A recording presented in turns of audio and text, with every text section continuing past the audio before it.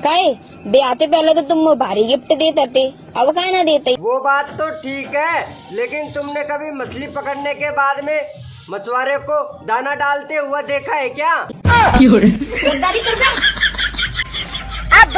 हमको सिर्फ फांसी का सजा चाहिए। सुजाता, मुझे अपने बर्थडे में क्या गिफ्ट दोगे? वही जो तुमने दो तो। मैंने तो कछु नहीं दिया आपको।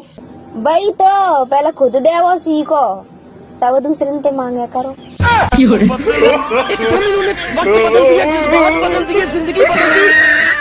तुम दारू पिया, तुमने ब्याह के पहले काहे नहीं बताई? तुम खून पीते हो, तुमने बताया?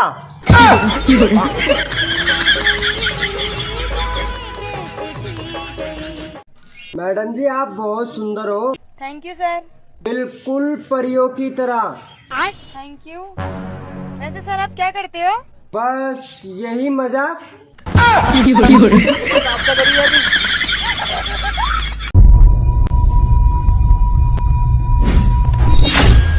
तुम मेरा पीछा कर रहे हो ना? अरे नहीं नहीं, अभी पुलिस को बुलाती हूँ। पीछे से मुझे लगा कि मेरी एक्स गर्लफ्रेंड है।